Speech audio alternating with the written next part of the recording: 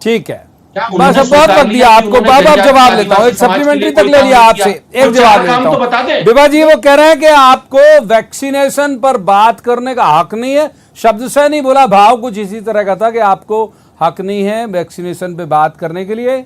इन लोगों ने व्यवस्थित सारा कुछ किया, नंबर एक।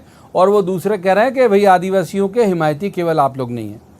देखिए, जिस तरीके से ये बात कर रहे हैं वैक्सीन के लिए बधाई की, और देखिए ये लोग स्वयं अपनी पीठ से इतनी थपथपा लेते हैं कि किसी और की आवश्यकता नहीं होती।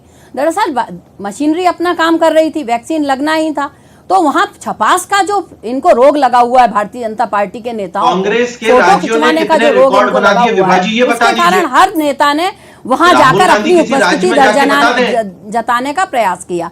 दूसरी बात मैं इनसे कहना चाहती हूं कि जब कोई कहीं पर भी इस तरह की घटना होती है, किसी को मार पीटने की घटना होती है और उसमें अगर भारतीय जनता पार्टी के नेताओं का संरक्षण होता है तो वो बिल्कुल व्यवस्थित प्रदर्शन होता है। यदि कोई विपक्षी दल अपनी बात कहने का प्रयास करता है, जनता के मुद्दों को उठाने का प्रयास करता है, तो ये इन्हें बिल्कुल नहीं भाता और उस पर वाटर कैनन भी चलती है, चाहे महंगाई का मुद्दा क्यों ना हो। भोपाल में जब महंगाई के मुद्दे पर प्रदर्शन हुआ, जिसकी अगुवाई स्वयं माननीय कमलनाथ जी कर रहे थे, उस दौरान भी आपने देखा कि आंसू गैस के गोले, वाटर कैनन छोड़ी गई।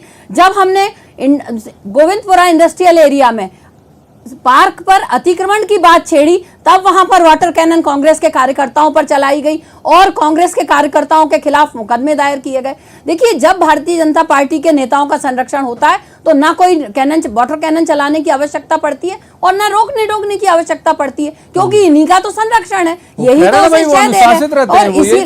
इसीलिए वो अनुशासित रूप से प्रदर्शन करते रहते हैं। जब आशीर्वाद यात्रा में इतनी रेलम पेल मची हुई थी, इनके नेता एक दूसरे के ऊपर चढ़ रहे थे और हमने तो स्वयं देखा कि मालू जी को किस तरह से धकिया के पुलिस वालों ने बाहर कर दिया। ये तो और बात है, जिस मशीनरी की ये आज तारीफ कर रहे हैं, उसी मशीनरी के अंग 3 पुलिस वालों को किस तरह से सस्पेंड कर दिया गया, तो ये भी हमने देखा। अगर कोई मशीनरी इनके मन अनुरूप काम नहीं करती है तो उसी के अंग सिपाहियों को इन्होंने जिस तरह से सस्पेंड कर दिया। दिनेश जी को इन करता हूं। दिनेश जी, एक और जो बात काबिले गौर है वो ये है कि बीते कुछ दिनों से सियासी गतिविधि का केंद्र इंदौर क्यों?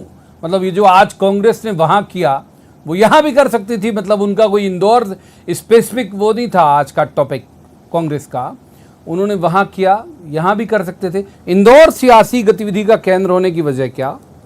देखिए प्रवीण जी, आज भोपाल में भी कांग्रेस पार्टी ने जो सर्व आदिवासी सम्मेलन किया वो कहीं ना कहीं आपको जो प्रदर्शन नहीं था, वो तो संगठन का एक सम्मेलन था, लेकिन यहाँ भी जो है एक कार्यक्रम था।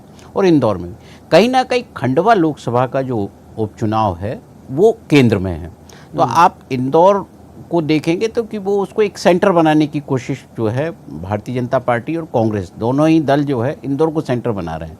और जो आदिवासियों का विषय वो भी कहीं ना कहीं आपको जो है झाबुआ की जो एक विधानसभा की सीट है और एक जो खंडवा लोकसभा की सीट है, तो एक जो एक्सरसाइज है दोनों राजनीतिक दलों के बीच, जिसे हम कहते हैं वार्म अप एक्सरसाइज है, जो अपने कार्यकर्ताओं को तैयार कर रहे हैं कि कभी भी चुनाव की घोषणा हो जाएगी, आप लोग तैयार रहिए। तो इस तरह की जो कवायद है, चाहे वो प्रदर्शन के जरिए कर रहे हों, सम्मेलनों के जरिए कर रहे हों, या वैक्सीनेशन को लेकर जिस तरह का अभियान है वो कहीं ना कहीं लोगों तक पहुंचाता तो है।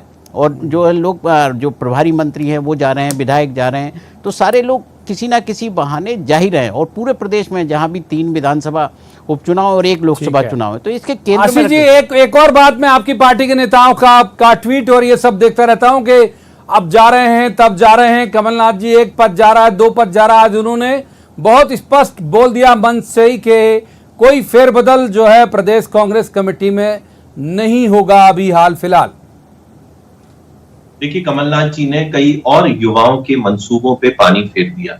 वो जो जीतू पटवारी जी, जो जयवर्धन सिंह और ये जो अगली पीढ़ी के जितने भी नेता थे, उनको कमलनाथ जी ने स्पष्ट संदेश दे दिया कि अभी मेरी डिस्ट्रीब्यूटरशिप मध्य प्रदेश कांग्रेस से सोनिया गांधी जी ने समाप्त नहीं की है, तो फिर भी वो उनकी पार्टी का विषय वो तय करें कि जो 15 माह की काली सरकार के प्रवर्तक थे, जिनकी अलोकप्रियता चरम पर है, अगर कांग्रेस पार्टी अभी भी उनके चेहरे को आगे लेकर रखना चाहती है तो उनको मुबारकबाद। वैसे अंग्रेजी में आप लोग इतना घबरा रहे हैं, तभी आप लोगों को इतना डर लग रहा है प्रवीण जी, देखिए आप हर जगह हिंदू मुसलमान करने पर उतारू हो विभा जी रुक जाइए ना, अरे पाकिस्तान सबके समर्थन में, पाकिस्तान परस्त आपके नेता उतरेंगे मियां दिग्विजय सिंह जैसे, जो काम थे आपकी सरकार उन्हीं को आगे बढ़ा रही है। क्यों भूल जाते हैं माफियों के खिलाफ कार्रवाई कांग्रेस ने चालू की थी, शुद्ध के खिलाफ युद्ध कमलनाथ जी सुन लेते फिर आपका वक्त आएगा तो हो सकता है वो भी बोलेंगे तो अच्छा नहीं लगेगा। बोलिए आशीष जी, जल्दी खत्म करिए। हाँ खत्म करिए जल्दी। बात यह है कि जब सरकार कोरोना को से लड़ने के लिए कुछ नियम बनाती है तो यही कांग्रेसी उसके विरोध में खड़े नजर आते हैं, और जब कोई लहर आती है तो सरकार पर प्रहार करते हैं, तो वो तो इनका काम है।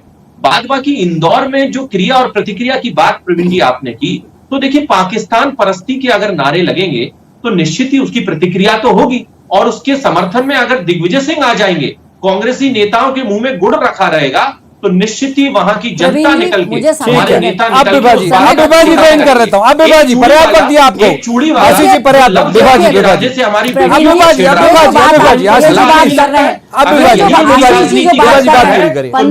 की जो सरकार विभाजी भारतीय जनता पार्टी की सरकार आगे बढ़ा रही है। शुद्ध के खिलाफ जो युद्ध चालू किया था वो कमलनाथ जी ने चालू किया था। माफियाओं के खिलाफ जो कार्रवाई सबसे पहले, सबसे बड़े विशुद्ध तो दिग्विजय सिंह है। उमंग सिंगार ने कहा था कि वो शराब माफिया है, वो रेत माफिया है, वो ब्लैकमेलर है। आशीष जी आपको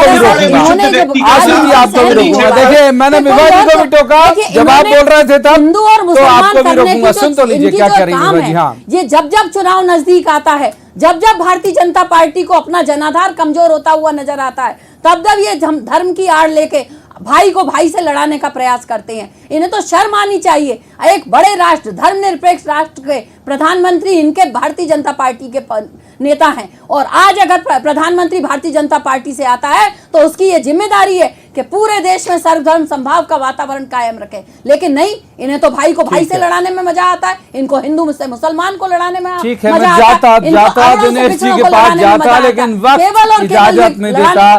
बहुत बहुत शुक्रिया तीनों मेहमानों का इस चर्चा में शामिल होने के लिए।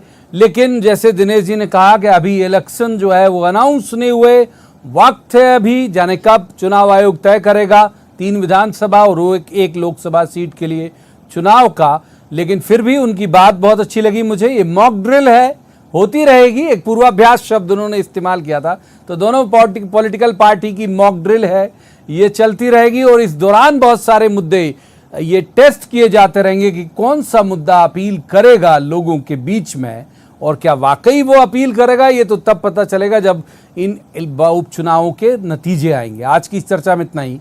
कल किसी खास मसले पर खास पैनल के साथ बैठेंगे और कहेंगे, जवाब तो देना होगा। तब तक आप देखते रहिए न्यूज़ 18 मध्य प्रदेश छत्तीसगढ़।